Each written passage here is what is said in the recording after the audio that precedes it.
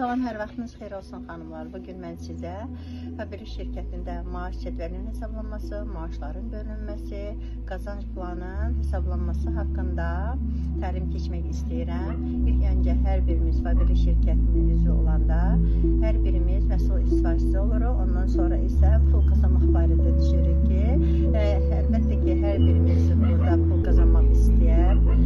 Yəni bunun üçün də siz marketing planı dərindən bilməlisiniz. Marketing planı bilən burada çox şey qazanar, bilməyən isə çox şeyi itirəcəklər.